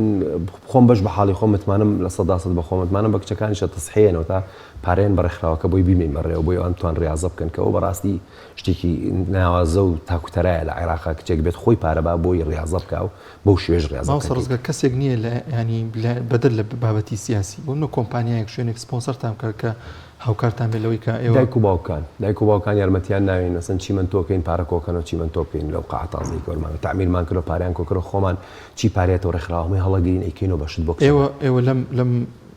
یاریانی کە ئەنجامی دەدەن لە جیهانە و لە ئاسیا ئەوانەیە داهاتان دەسەکەوێت نەخێر ئەمە تایزە تەکلیمە نەکراوین یەک بەرپرسی کورد نەی و تۆ دەستان خۆش بێ تا ئێستا من جاوەڕی بەڕێز سەرۆکی پەرلەمانم کە خۆی کچە ژنە کە من ڕێز و حرمەتمێ هاوڕێ خۆشەویستی خۆمە چاوەڕێیم بە ڕێزی بانگمانکەوە پەرلەمان سەقبالێم کچانە بکە بڵێ سەکەوتم بە جامی جیهانی خۆتان هیچ داواکاریەکتان پێشکەش نەکردووە خۆ نابێت داواکاری پێشکەی تۆ کەسەکەی بکە ئەمە یەکەمین تیمە لە عێراقا سەرکەوە بۆ کاسی عالەم دوای تیمی تۆپی پێ عێراق ساڵی 1986 ئەخرەوە هیچ کار و چالاکیەکتان دەرکەوتووە لە تۆڕە کۆمەڵایەتیەکاندا بێت لە هەموویە بینن بڕۆ ئەم بەرپرسانە بیبینن و بتوانن هاوکاریتان هەموویە بینن هەر هەمویانە بینن چۆن بەڕێستانی سەمنە ناسن تر تۆ 10 ساڵی کەش بە مناسی ببینی تۆ ئەزانی من چێمونی ئەوان له باع طويل لما سلا اما نزانن کچەکانی کورد لە بەغا قناتی عراقیە چۆن قسەی لەسەر کردو قناتی جەزیرە هاتۆ بۆ لای ئەوە زانێ قناتی ئەسۆشیێتد پرێس هاتۆ مقابلەی کچی کردووە ئەزانێ سکای نیوز عەرەبی هاتووە زۆربەی ڕاهێنەر و یاریزانەکان ئەوانەی عێراق هەڵبژاردەی عێراق کوردن ئەمە هۆکارێکی بۆچی ئەگەڕێنیتەوە هۆکارەوەیە کە لە هەرێمی کوردستاندا گرنگیان پێ نادرێت ئیهتیمامیان پێ نادرێت یاخودەوەیە بە پێچەوانەوە لە عێراق لە شارەکانی عێراق ڕاهێنەر و یاریزانی باش نین مەسەلە باشی و خراپی نییە مەسەلە ئەو بەرنامە عیلمیە زانستیە پەروەردەی ڕێکوپێکی کە ئێمە دامان مەزرانەوە خەڵک هەیە چ تیمێکی باسکت بۆڵ دروستەکە جۆبەلانی ئەخلاقی نایە کە تۆ جۆبەلانی ئەخلاقی نەیە ئەو کچە انحرافەکە کە انحرافی کرد باش یاری ناکە ئەو خۆتان زای تۆ ئێستا بچین یارگەلە بچەشی چۆن نەتوانی بە سنگێکی پڕ لە دووکەڵەوە ڕاضە بکەی ئەمە نمونەیەکی بەسیتە هەمان شت بۆ کچەکان ئەم کچانە ناخەون تا درەنگ ئەوانی کە کچەکانی ئێمە لە سەعات دەخەوت بوون یەک نمونەی بچکۆلەتان باسکەم بۆ بەڕێستان سەرپەرشتیاری کچانی باسکتبۆڵی عێراق دکتۆرە وەسەن هاتوو بۆ لای کچەکان سەعات 11 شەو کاتە ڕەمەزان بوو ویستبی بیان بینێ مدەریبەکەی عێراق پێوت بن وتبی بۆ لای چی هاتوویان لە سەعات 9 خەونەمیان ئەو بەرنامە پەروەردەی زانستی کە ئێمە کردومان وای کردو ئێمە باشتر بین لە شوێنەکانی کە و ئەزمونیشمان زۆرە ئێمە لە مناڵی بچکۆلەوەی هێنین پەروەردەیانەکەی زۆر باش مامۆستا سەبارەت بە یاریزانانی شاری سلێمانی ئەو توانایان هەیە کە بتوانن نوێنەرایەتی هەڵبژاردەکان بکەن هەڵبژاردی وڵاتەکەیان بکەن واللهی لە کورد بەهرەمەندتر نییە بەداخەوە گاوەمان واللهی بەڵام هاوکاری ناکرێت هیچ من ئەمریکام دیوە سینم دیوە هیچ مناڵێک بە قرمناڵی کورد بەهرەمەند ئەو هاوکاریش ناکرێن سار دەکرێنەوە لێرە ئێمە خێزانی خۆمان پاراست هاوکاریمان بکەن ماڵیان ئاوا بێنیان کەن هەر ماڵمان ماڵیان ئاوا بێ خێزانی خۆمانمان پاراست و خێزانە وردە گەورە بێ و زیاکە پشت بەخۆیان بەرنامەیە زۆر مامۆستا تەنها تۆ خۆ سەرپەرشتیانەکەی تو ڕاهێنان بەو کچانە دەکەیت یا خود مامۆستای دیکەتان هەیە و شێوازی ڕاهێنانتان چۆنە و کاتی دەوامکردنتان چۆنە ستافێکی خۆبەخشمان هەیە مامۆستا چنارە کاکسانایە مامۆستا کارزانە کاگڕێنیە ئەمانە حەکەمیەکەن تەدریبێن یارمەتیمانیان شت چاکەینەوە بێکەوە بەجار چیمەنتۆکەین بێکەوە بەڕاستی بەجار بلۆگدانین بەجار باخ دروستەکەین داڕێنین ئەمانەمان هەیە کچەکان خۆشیانی سەر خسوونەتە پرۆسسێکە گەورەیە بنوردەوە دەبن بە 16 و 17 ئیترەگەنە مەرحەلەیەک ئەتوان پشت بخۆیان بەس حەکەمی بکەنەوەکەوانە ئەتوان دارێک بڕوێنن چاڵێ هەڵکەنن ئەتوانن ببن بە مدەریب لەسەر تیپەکان ئێمە پاڵانتێکمان ڕێخستووە پاڵانتی مینی باسکت ساڵان دووجارێکین پاڵانتی تازە پێگەشتوانی ساڵان دووجارێکین ڕاهێنەرمان بۆ دانەناون ئامانجی من لەمە ئەوەیە لەماوەی 4 ساڵات 4 ڕاهێنەر دروست کەم لە کچەکان خۆیان تەدریب بە خۆیانەکەن خۆیان ئەچنە بچوڵەکەوە بەڕاستی پاڵانێکی زۆر بەتام و چێژش ئێستا هیچ کچێک کە ئاوالی ڕاببینی بتوانی بکەی بەڕاهێنەریان ئەوەندە ئەزمموی هەبێت و لە کوردە بە دڵنیایەوە نزیکەی هەش کچمانەیە بەڵام جارم ناڵ حەزەکەم یاریکەن زۆر باش کاتێککە بەشداری لەم پاڵاوتانەیە ئەکەن بۆ نمونەسا پێشتر ئاماژەت کرد کە ئەگەر وەربگیرن تەکمیلە بکرێن بەشداری پاڵەوانێتی بکەن لە ئەمریکا و نازام لە چەند وڵاتێکی دیکە ئایا ئەمانە بەپێی تەمەەن جیاوازیان هەیە ینی تا تەمەنی چەند ئەتوانی بەشداریان پێ بکەیت خۆی پێشترکەوتت تا تەمەنیان مناڵتر بێ پێم وابێ باشترن بەڵێ ئاستەکان باسکتبۆڵ خوار و 12 هەیە خوار و 14 هەیە خوار و 16 هەیە خوار و 18 هەیە سەر و 18 هەیە تۆ ئەو پاڵوانتێک کە ڕێک خرێ بۆ ئاستێک لەم ئاستان ڕێک خرێت توانای تیپەکەی تۆ لەوە لە کامیانە بەهێزەکی بەشداری ئەوەکە ئێمە بۆ من ئەمەی کە بەشداریمان کرد خوار و 15 ئێستا خۆمان حازرەکەین بۆ پاڵانتێک لە مێسڕ یا عەرەبی ناشئات تازە پێگەشتووە خوار و 16 لە مانگی 6 ئەکرێت لە دەی 6 ئامادەکاریەکانمان بۆ ئەوەیە بۆی بەڵکو لە ئەنجامی بەدەستبێن چکەیەکی باسکی عێراق بەڵێنی پیاوینمان خاتە پاڵەوانتەی ئاسیا زۆر باشە مامۆستا ڕزگار دەمێن دو پەیامی خۆت بزانین بۆ ئەو کچە یاریزانان یاخود ئەو کچانی کە خولیان هەیە حەزیان بەم زۆر یاری هەیە چۆن بێننەوە ئەم یاری و لەکوێوە دەست پێ بکەن ئایا پەیامت چیە بووم بۆ خێزانەکان کە لەوانەیە بە شازی کە تێبگەن کە کچەکەیان بێتە دەرەوە یاری بکاتوانە تۆ گەر پەیامێکە لەو بارەوە هەبێت من بە دایک و باوکان ئەڵێم دەستێکی پارێزرا و کچەکانتان ئەگرێت دەست لە خۆتان باشتر نبێ بەقەر خۆتان باشەیە بۆ مناڵەکانتانەوەش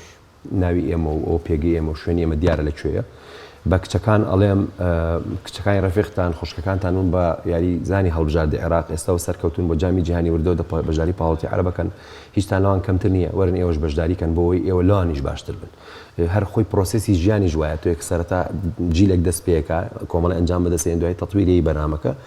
ئەنجامی ناوازە بەدەستێنی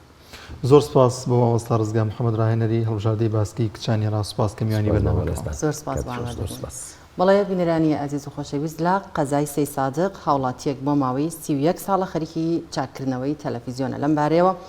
پەیامنێرمان سۆیب محەممەد فیچەرێکی بۆ ئامادە کردوین فەرموون با پێکەوە بینەری بێ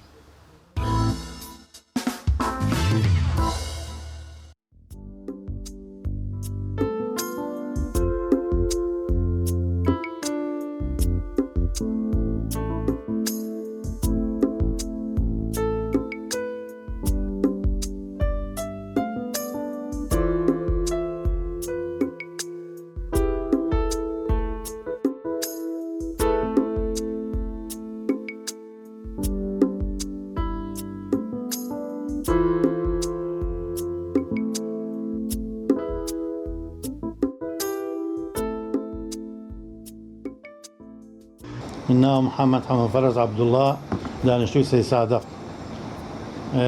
بۆ قەزێم ئیشە لە ساڵی هەشتاکان و من ئەم ئیشەکەم سەرەتا لە ڕادیۆ دەستمان پێکرد لە ڕادیۆ نوع ڕادیۆ بوو نەوعەکان تێگەیتر لەوە دەستمان پێکرد وردە وردە تەلەڤیزیۆنی ڕەشوسپی هاتە ئاراوە تەلەڤیزیۆنی ئەمپەسادۆر و ئەوڵی گوڵۆ بوو ئەمپەسادۆر پیانەوە ئەمپەسادۆر قەدیمەکە دوایەوە تەلەڤیزیۆنی یایسی دوای ئەسکرایان پێوە مەجموعەی پێیان مەجموعەکانی تر لەوانە ئیشمانە کرد وردە وردە تەتەوری کرد وردە وردە تەلەڤیزیۆنی ملەوەنی یایسی هات 26 20 ئەمانە هایت وردە وردە لەوە ئیشمان کرد هەر هاتی لەسەری تر وردە وردە ینی تەتەوری کرد تەلەڤیزیۆن هاتە ئەم تەلەڤیزیۆنە تازانە هاتە ئاراوەی تر وردە وردە ئەوان باویان نەما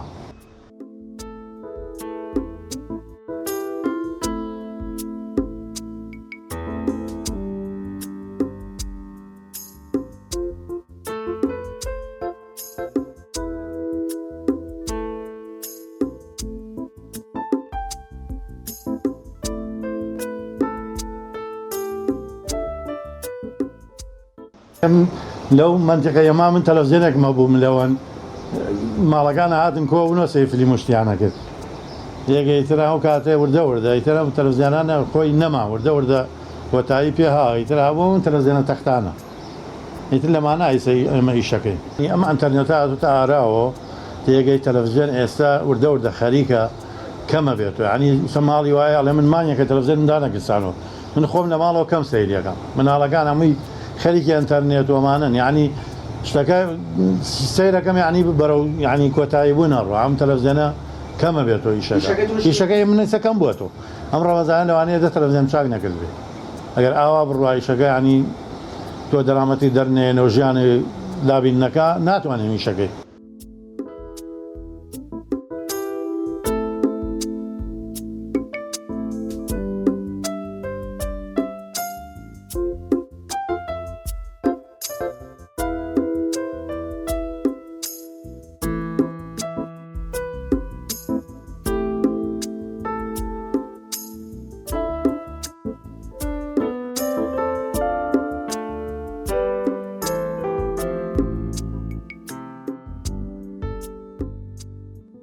حەز و ئارەزوم ئەوەڵی من لە بەشی ئەلکترۆنی بوو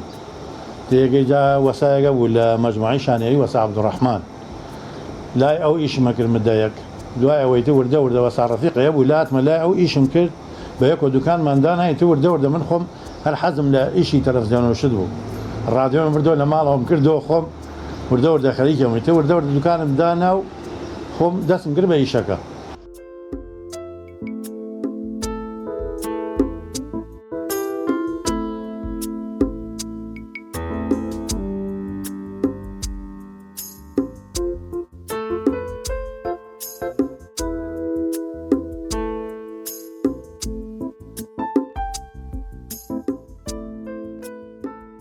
من با بڵێن خوێنەواری نییە بڵێ من خوێنەوانی ئەلکترۆنی تەواو کردووە نەوەڵ هاشتەکە بە عەمەلی خۆم دەستم پێ کردووە بەڵێ خوێنەواریشم هەیە ئەوەی بەڵام کە تۆ خوێنەواری نەبێ میشارم سەیتەر ناویوە سەریا ئەبێ ئەو نەبزانی ئینگلیزی بزانیت و یانی شتەکان لە یەک بکەیت تۆ بۆ نمونە پاوەرێک ترانسەرێک کۆندێسەرێک ئەگەر قیمەت و شتەکانی نەزانی نابێت لە خۆتۆ خۆ ناکرێت تۆ شتێدانی بۆ یا لە خەریدە گۆڕی شتە ئەگەر تۆ خوێنەواری نەبێ سەرکەوتوو ناوی.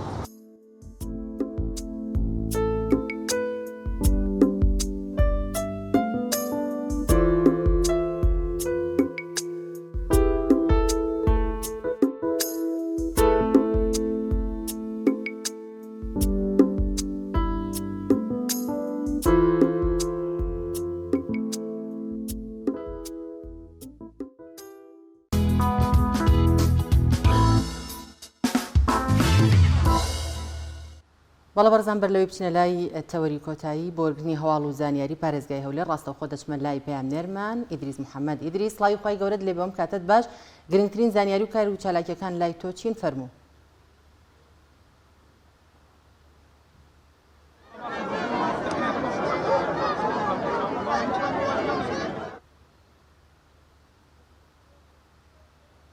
ئیدریس سڵاوی خوا لێبێ دەگەر گوێبیستی دەنگی ئێمە گەورەتان لێبێت چۆن کاتتان باش بەڵێ ئێستا ئێمە لە بەردەم UN لە بەردەم بارگای نەتەوەی گرتوەکان لە شاری هەولێر ئەمڕۆ کۆمەڵێک لەو هاوڵاتیانەیەکەوە لە ڕۆژهەڵاتی کوردستان ئاوارە بوون و بەهۆی گرفتی سیاسیەوە ناتوانن بگەڕێنەوە ڕۆژهەڵاتی کوردستان بەهۆی کۆمەڵێک کێشەی سیاسیەوەکەوە بگەڕێنەوە وەک ئەوەی کەوا من لێم پرسین و خۆیان باسییان کرد ئەگەر بگەڕێنەوە ڕۆژهەڵاتی کوردستان ئەوە تووشی چەندین سزای زۆرە و زۆر دەبن لەوانە سزای لە سێدارەدانە یاخود سزای بەندکردنی ڕەنگە هەتاهتایی بێت لێرە هاوڵاتیان ئەم هاوڵاتیانەی ڕۆژهەڵاتی کوردستان گرتبوونەتەوە گرتبوونەوەی ناڕزایەتیان ئەنجام داوە و بە تایبەتریش دوای ئەوەی لە ماوەی ڕابردوو گەنجێک بەڵازان دیارە ئیدریس ڕووماڵی ئەو گرتبوونەوەی دەکات کە بەشێک لە پەنابەرانی خود ئەوانەی کە لە هەرێمی کوردستاندا لێرن و بزانین بۆ چمە بەستێک لێوێ گربوونەتەوە وەک دەزانین لە چەند ڕۆژی ڕابردوشدا گەنجێک لەوێ لە بەردەم UNدا خۆی سووتانە مەشکاردانەوەیەکی زۆری هەبوو لە هەرێمی کوردستاندا کە داوای ماف و داوای ئەو بابەتانی دەکرد کە خۆیان پێویستیانەوە UN ئەو شتانیان بۆ جێبەجێ بکات. بڵێ دیارە پەیوەندیەکەی ئیدریس لەگەڵماندانەمەوە بەڵە بەڕێزان دەچینە لای تەوەری کۆتاییمان کە باز لە ئەنجامی پرۆژەکانی دەستگای خێرخوازی بەخشین دەکەین لە مانگی ڕەمەزانی پیرۆزدا بزانین دەستگای خێرخوازی بەخشین لە مانگی پیرۆزی ڕەمەزاندا چی بەخشی و هاوکاری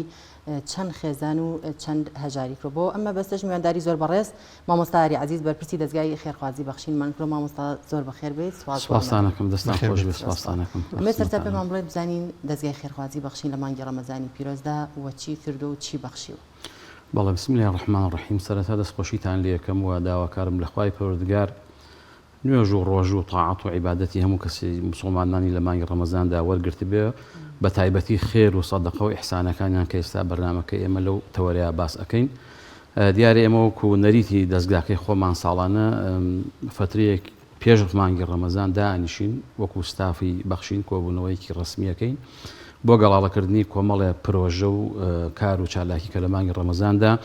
جێبەجێ بکەین هەڵبەتەوەکو چوارچێوەیەکی گشتی چونکە ئێمە لە مانگی ڕەمەزاندا پرۆژەکان ئەبن بە دوو ئەوەندە سێ ئەوەندە بە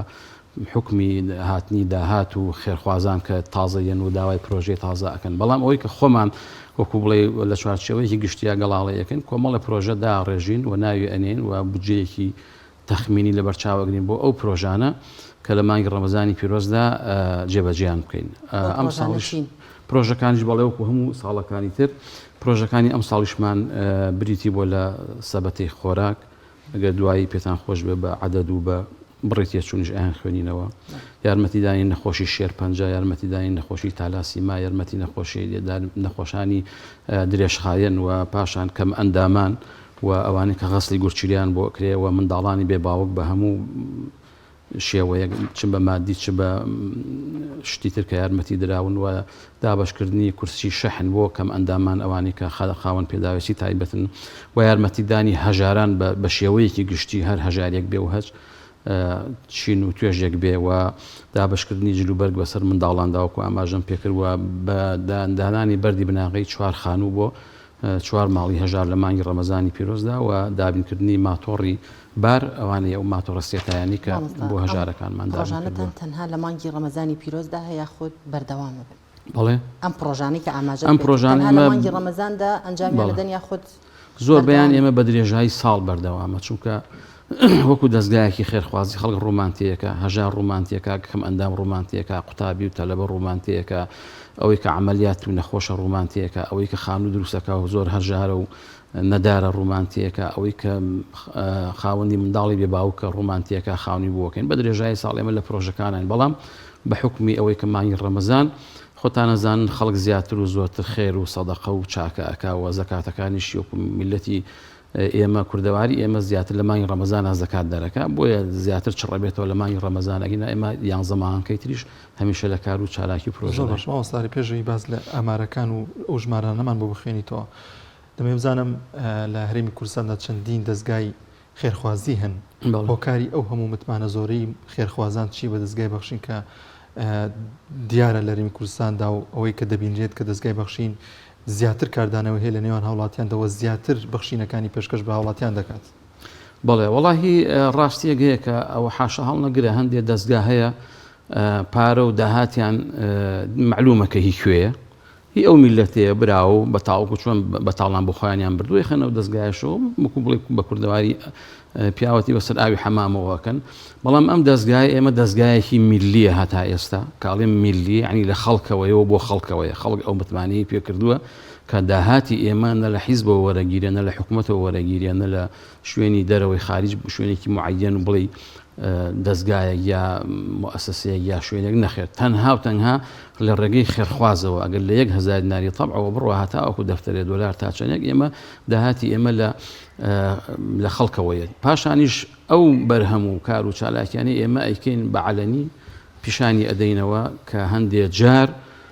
پێمان خۆش نییە هەندێشت پیشان بین بەڵام مەجبورین لە بەرسی قەومتمانی ئەو خەڵکی کە خێرەکەی کردووە پارەکەی بۆ ئێمە نردووە مەجبورین هەندێک حاڵەت پیشان بین ئەگینا خۆشمان وەکو نفسی خۆمان پێمان خۆش نییە بەڵام کارەکەی ئێمە ژوە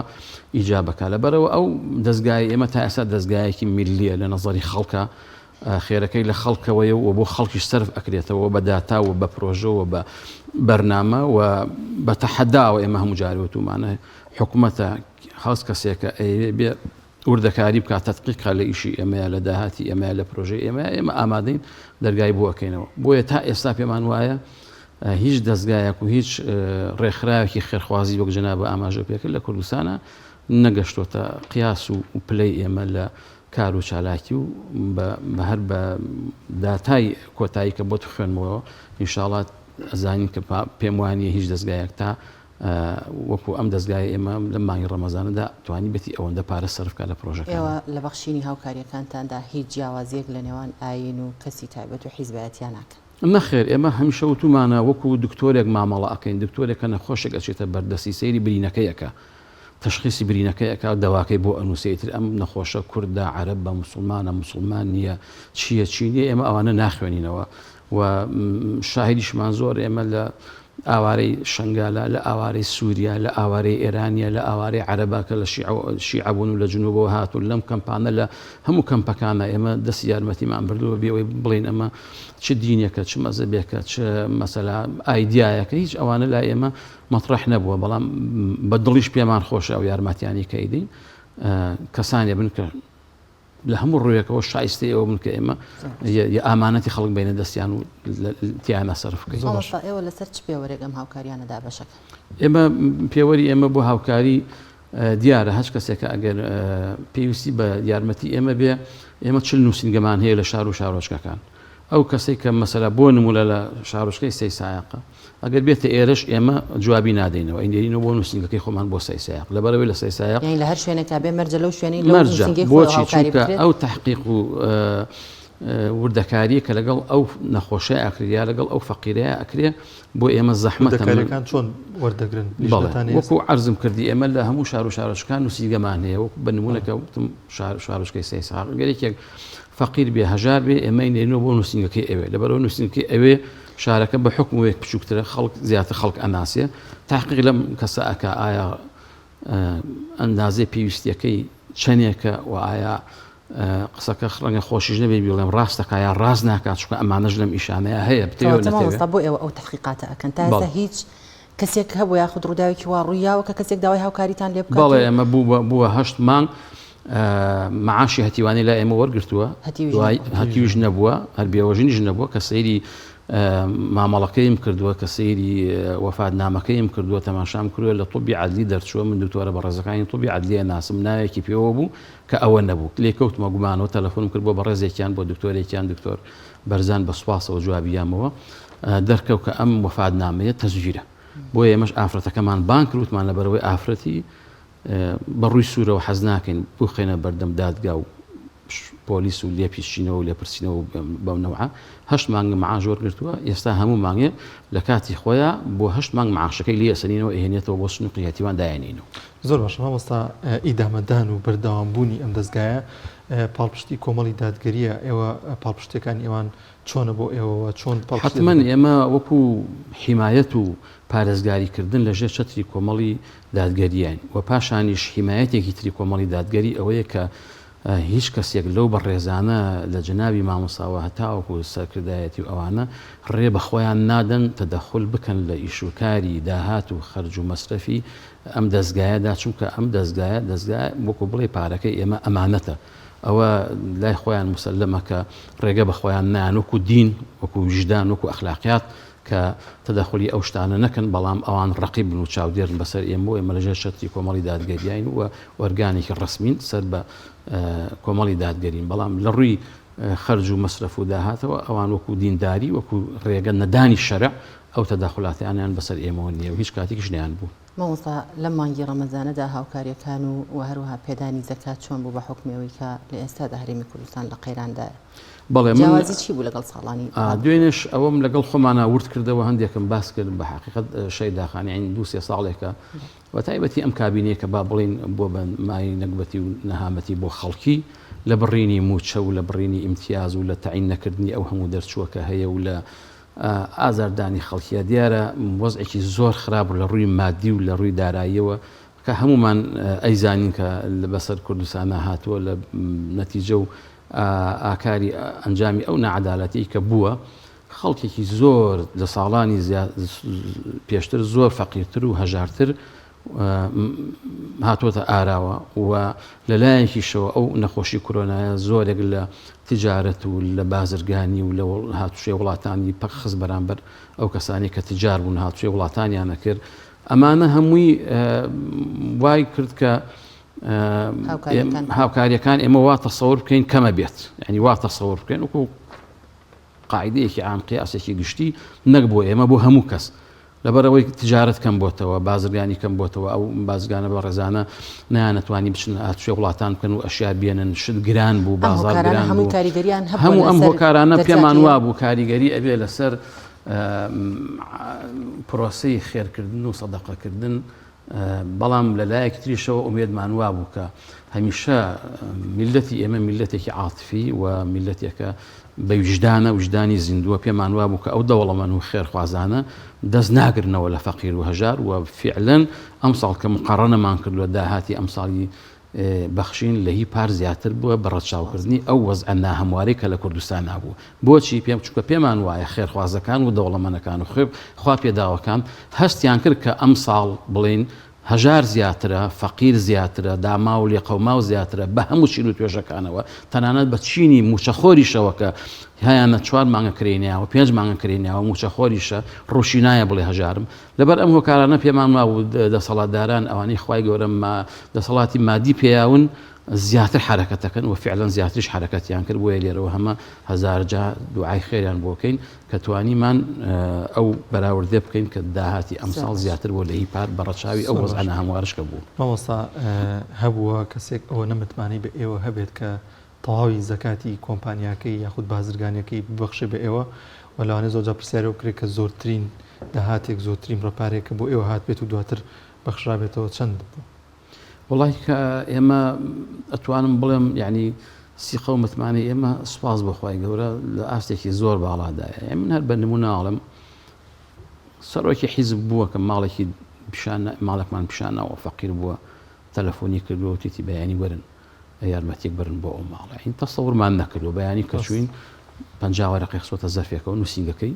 بە ڕێزەوە تەسلیمی ئێمەی کردو ئێمەش لە ماڵەکە سەرفمان کردو. ئەمە ئەو پەڕی متمانەیە کە ڕەنگە ئەو حیزبە بۆ خۆی دەستگاشی هەبێ ڕەنگە دەستگای خێرخوازیشی هەبێ ڕەنگە خەڵکیشی هەبێ لەو بوارانەشا ئیشکا بەڵام ئەوە زیندوێتی وجدانی ئەو کەساپیانیش ڕۆڵی گرنگی هەیە لە نیشاندانی ئەو بابەتانە حتمما جامەگەر پەیام نەبێ ئێمە کەس نامان بینەوە وەکو بڵێ پەیام ئەسڵی مەسەلەکەی ئەساسی مەسەلەکەی لەبەرەوە ئەو کۆمپانیانەش ئەو خێرۆمەندانەش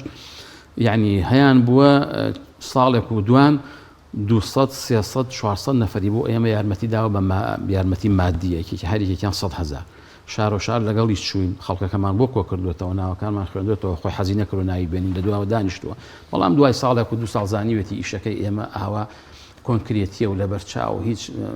ئەم لاولایەکی تیانی ئێستا هەر خۆی پارەکانێرێ و ئەڵێ زەرفەکانم بۆ بنێرن پارەکانی تێکا وڵێەوە 100 هەتی و ئەوە 100,000 ئەوە مەسەلا زۆر باشە کەواتە مامۆستا بەدەر لەوەی کە دەستگای خێرخوازی بەخشین وەک دەزانین کە مانگانە موچەی بۆ بە باوکان بڕێوەتەوە ئێوە هاوشانی بە باوکان بۆ نمونە سەماڵمان هەیە هەژارە یان خوێندکارمان هەیە کە نەبوون و کەم دەستە دەخوێنێت بە حکمەوەی کە لە زانکۆ حکومیەکان یاخود پێ مانگا حکومیەکان وەرنەگیراوە لە ئالیە خوێنێت ئێوە توانیان یاخود ئەتوانن کە هاوشانی ئەو مناڵە بێ باوکانە موچەش بۆ ئەم ماڵە هەژار و خوێندکارانە وەکو موچەی ڕسمی نەمان بووە بۆ هەژار بەڵام ئێمە یعنی هەر لە منداڵە بێ باوکەکاندا هەیان بووە 3-4 ساڵای ئێمە موچەی وەرگرتووە دوایی کە باڵغ بووە گەورە بووە لە هەتیوی دەرچووە وەکو ئەمانەتێکی شەرعی بە کەفیلەکەمان وتووە بە کافلەکەمان وتووە ئەم منداڵە لە هەتیوی دەرچووە پارەکەی ئەی بڕی یا نایبڕی سەیری دەمی ئێمەی کردووە توێتی ئێواڵەن چیتم ئێماڵێن ئەم ماڵە لە هەتیویش دەرچووە تەلەبەیە مستحقە هەر وەکو فەقیری هەر فەقیرن هەژارن تۆ ئەتوانی بە عینوانی هەژاری بیەیتێ نەمانێ شۆ لێ ببڕێ ئەوانش زۆر بە سینە فراوانی و توانە با بەردەوام بێ هەمانە 3 ساڵەشە بێ بەردەوام بووە لا تیویش دەرچووە بەڵام وەکو ئەمانەتێکی شەرعی بە ساحێبی پارەکەمان وتووە بۆ کەسێک کەفالەتەکەی پێمەوتە ئەم منداڵە لە هەتیوی دەرچووە لە ڕووی شەرعەوە ئێمە مکەلەفین بە تۆ بڵێن چکۆ تۆ ئەم پارێت بۆ هەتی و دابین کردووە ئێستا بەڵام کەسەیری ماڵەکەیانەکەین 4-5 خێزان لە ئیبتیداییەوە تەلەبەی هەیە هەتا زانکۆ هیچ واریداتێکی شیانی و تومانە وەزعەکەی ئاوایە ئەگەر بە ئێمەڵی ئێمە حەز ناکەین بیبڕێتی با بەردەوام بێ مەسەلا تابی و تەلەبەی تریش ئێمە بەڵێ ساڵانە ڕوومان تێەکەن زۆریش بە مەبلەغێک یارمەتیانە دەین ئەوانەی کە زیاتر قستیان لەسەرەوە تۆ فەرمووت قستی خوێندنی ئەهلیەکانیان لەسەرە کە قستەکانیان زۆرە گرانیشە ئێمە زۆرێک لەو قوتابیانش کە لە کوڕ و لە کەچ مراجعیان پێکردوین یا خۆیان ڕویان نهاتۆ کەسێکی خۆیان کەسێکیان هاتووە ئێمە بۆ پڕی سینە فراوانی و یارمەتیمان ناو ماوەساگەر دەرفەتمان کەم ماوەگەر ئاماژەیەک بوو ئامارانە بکەی بۆ ڕێژێک کە لە مانگی پیرۆزی ڕەمەزاندا ئەنجامتانداوە بەڵێ ئەمە پرۆژەی مانگی ڕەمەزانی 2021 کەواتە ئەم ساڵ کە جێبەجێمان کردووە جۆری پرۆژەکەمان بریتیبوون لەمانە دابەشکردنی سەبەتەی خۆراک 5,000 ماڵ لای ئێمە سوودمەند بووە بە بڕی 146 ملیۆن و 300,000 دینار نەخۆشی شێر 150 نەخۆش هەڵبەتە کە ئەڵێم بە ئێرە و بە هەولێرەوە پرۆژەکانمان زیاتر لەو 2 سنتەرەیە چڕ کردبووەوە نەخۆشی شێر 150 نەخۆشمان یارمەتی داوە بە بڕی 30 ملیۆن و 700,000 نەخۆشی درێژخایەن 264 نەخۆشمان یارمەتی یاوە بە بڕی 55 ملیۆن و 700,000 کەم ئەندام 100 کەم ئەندام بە بڕی 10 ملیۆن دینار غەسلی گورچیلە 150 نەخۆش بە بڕی 30 میلیۆن دینار، هاوکاری مناڵی بێباوک 600 مناڵ بە بڕی 81 میلیۆن و 584 هزار، دابشکردنی کورسی شەحن 43 کورسی کە هەندێکیان ماوەن، یعنی هەروکو وەکو فترەی زەمەنی فریان نەکەوتی لە پەیامدای بەزێنین پرۆژەکان زیاد بوو. ئەو کورسیانەشمان دابش کردو عددێکی کەمیان ماوە کە 43 کورسی بوو بە بڕی 50 میلیۆن و 325 هزار. هاوکاری هەژاران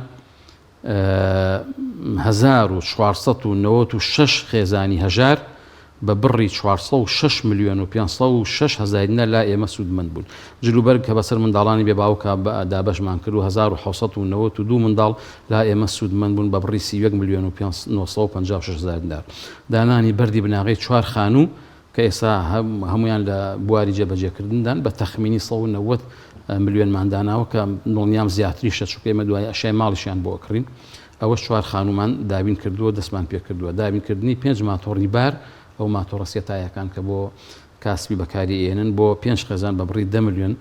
دینار. کۆی ئەو ماڵانەی کە سوودمەند بوون لە دەستگای خێرخوازی بەخشینی ئەم ساڵ 9704 ماڵ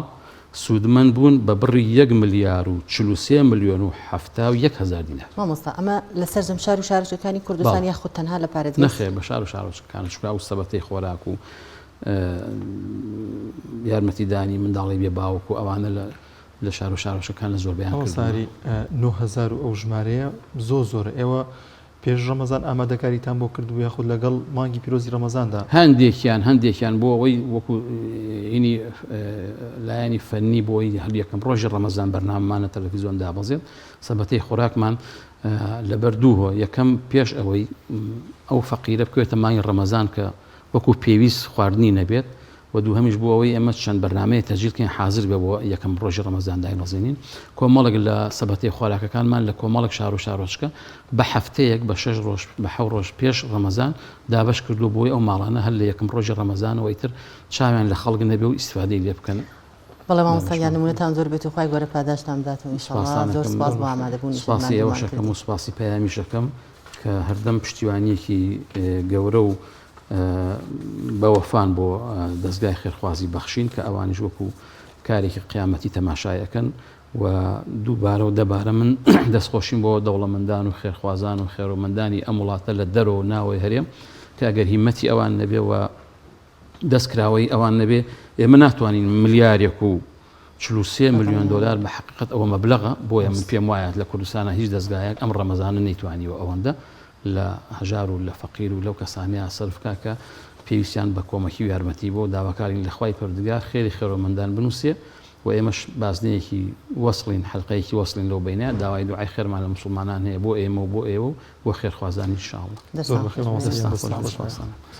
بەڵێ بینەرانی عزیز بە یارمەتی هاوکارانمان لە کۆنتۆڵ و لە پشتی کامێرۆ بەرنامەی پەیامی ڕۆژمان پێشکەشکردن دەخوازین کە سەرجەم بڕگو بابەتەکانمان جێگەی سوود و ڕەزامەندی ئێوەی عزیز ببێت تا بەرنامەیەکی دیکە بەخواتان دەسپێرین. خواتان لەگەڵ.